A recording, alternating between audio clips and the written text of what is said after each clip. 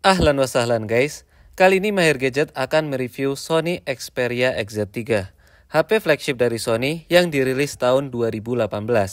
Setelah umurnya yang menyentuh 3 tahun, HP ini beredar di pasaran dengan harga di bawah 2 juta rupiah. Walaupun terbilang murah, spek yang dibawakan HP ini nggak bisa diremehkan. Jadi apakah HP ini layak kalian beli? Let's find out.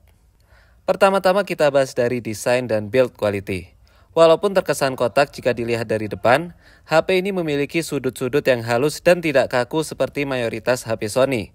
Negatifnya, sudut halus dan permukaan bodi belakang yang glossy dan agak cembung membuat HP ini sangat licin. Saking licinnya, HP sering melorot jika diletakkan pada permukaan yang miring. Jadi sangat saya sarankan untuk segera beli casing. HP ini menggunakan Corning Gorilla Glass seri 5 di depan dan belakang, sedangkan framenya menggunakan aluminium. Untuk mengecek ketahanan airnya, kalian bisa ketik kode ini, kemudian pilih service test dan pressure sensor. Setelah itu kalian tekan bodi belakang dan depan secara bersamaan. Jika tekanannya meningkat, itu tanda bahwa HP tersebut masih tahan air. HP ini juga mendapatkan beberapa perbaikan dari seri sebelumnya, yaitu minimalisir cembung pada bodi belakang, sehingga HP menjadi lebih tipis dan tentunya lebih nyaman dibanding Xperia XZ2 yang terlalu cembung. Slot SIM card pada keduanya masih sama dan kalian bisa membukanya tanpa alat bantu. Nilai minus yang saya temukan dari desain dan build quality HP ini adalah fingerprint sensor yang letaknya terlalu rendah dan ada delay saat digunakan, serta tombol volume yang terasa tidak kliki dan kurang solid. Walaupun gitu, jika kita melihat keseluruhan desain dan build quality-nya, maka HP ini adalah salah satu yang terbaik di range harga 1 jutaan, mengingat desain yang elegan dan material yang premium. Sekarang kita bahas layarnya. Dalam hal ini, Xperia XZ3 mendapatkan upgrade signifikan dari pendahulunya. Yang pertama adalah panel OLED yang sebelumnya IPS LCD. Kedua adalah resolusi Quad HD yang tadinya Full HD. Ketiga, ukuran layar yang sedikit lebih luas, dan terakhir bentuk layar yang melengkung di sisi kanan dan kiri. Beberapa hal yang masih sama adalah aspek rasio 18:9 dan refresh rate 60 Hz. Layar HP ini juga sudah support konten HDR dan security level Widefine L1. Dari awal melihat panel ini saya sudah sadar bahwa kualitasnya meningkat secara signifikan dari Sony Xperia XZ2. Lagi-lagi ini adalah salah satu layar terbaik yang bisa kalian dapatkan di harga 1 jutaan aja. Kualitas warnanya terbilang baik dan ada 3 mode yang bisa kalian pilih sesuai dengan selera masing-masing. Ada juga pilihan untuk mengubah temperatur layar antara warm, standard, cool, dan custom.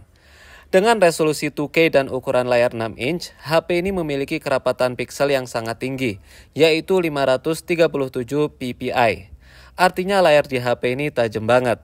Karena semakin banyak jumlah piksel, maka ketajaman layar semakin baik. Mungkin kebanyakan orang tidak akan sadar perbedaan antara 400 ppi dan 500 ppi. Tapi, jika kalian melihat layar dari jarak yang cukup dekat, maka kalian akan sadar bahwa detail-detail kecil pada layar HP ini masih terlihat tajam.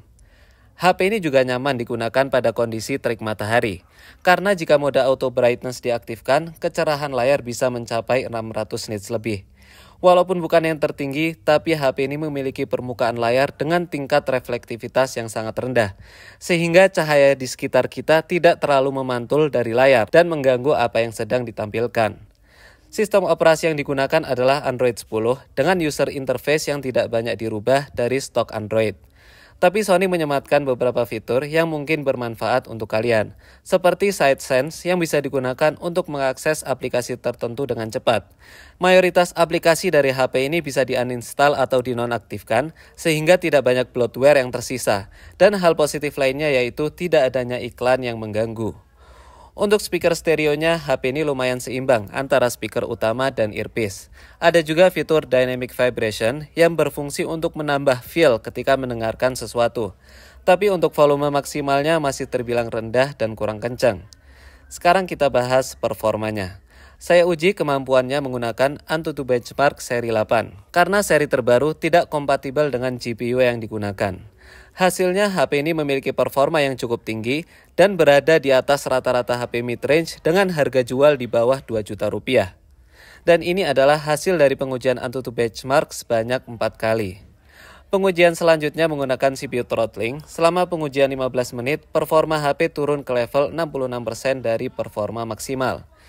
Yang jelas HP ini cukup kencang dibandingkan kebanyakan HP di harga setara, tapi kekurangannya adalah tingkat kestabilan yang kurang baik dibandingkan chipset kelas mid-range yang nggak begitu kencang tapi lebih stabil.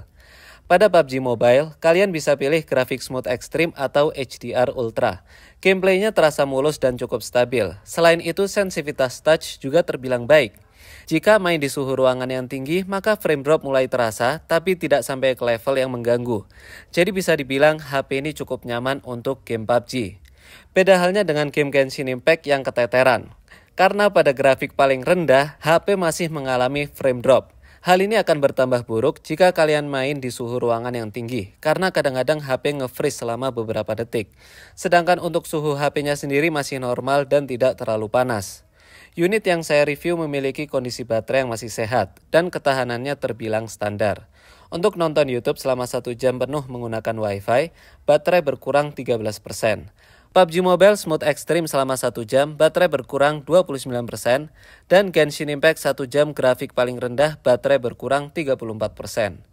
Ini adalah skor yang sesuai melihat kapasitas baterai yang cuma 3300 mAh. Jadi HP ini bukan saingan untuk HP-HP mid-range sekarang yang jauh lebih awet, mengingat kapasitas baterainya jauh lebih besar.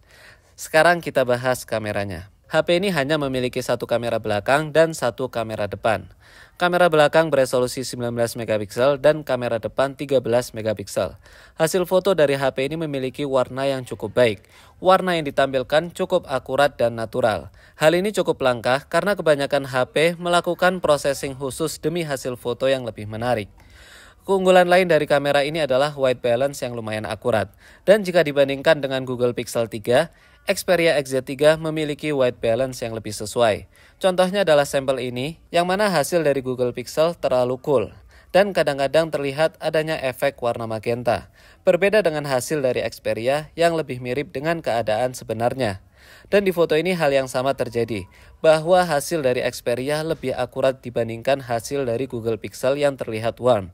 Padahal saya ambil foto ini di saat permulaan blue hour setelah terbenamnya matahari. Tapi HP ini juga memiliki beberapa kekurangan. Contohnya dynamic range yang sempit. Karenanya kita susah untuk mendapatkan foto dengan exposure yang seimbang.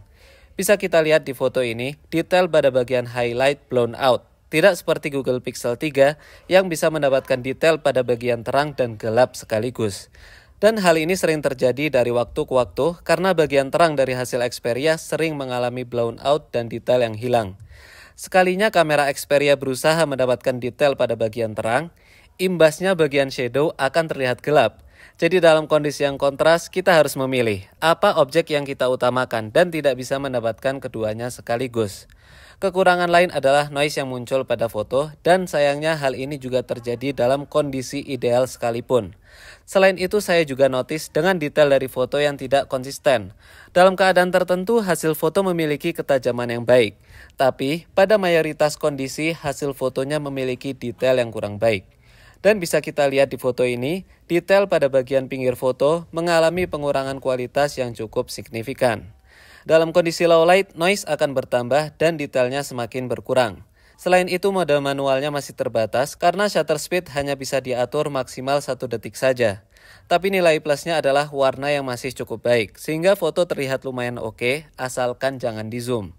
Untuk kamera selfie, detailnya terbilang baik dan warnanya cukup akurat. Noise masih terjaga jika mengambil foto dalam kondisi ideal, dan kamera ini memiliki field of view yang cukup lebar. Ada juga mode portrait yang object separation-nya kurang presisi, karena bagian telinga ikut ngeblur. Tapi overall kamera depan pada HP ini terbilang baik dan tidak mengecewakan. Untuk perekaman videonya silahkan lihat sampel berikut.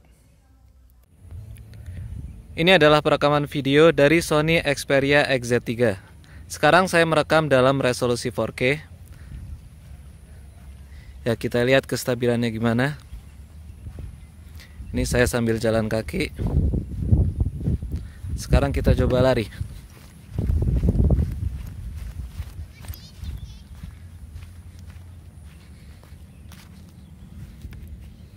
Kita lihat dynamic range-nya. Coba sekarang kita ubah ke resolusi Full HD. Apakah ada perbaikan dari segi stabilisasi video? Sekarang sudah saya ubah ke resolusi Full HD. Nah, bisa kita lihat di viewfinder bahwasanya video jadi lebih stabil. Ini saya sambil jalan. Sekarang saya coba sambil lari.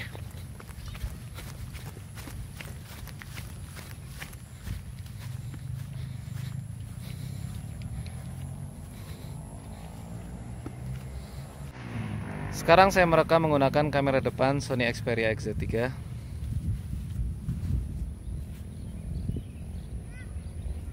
Coba kita lihat kestabilan videonya gimana.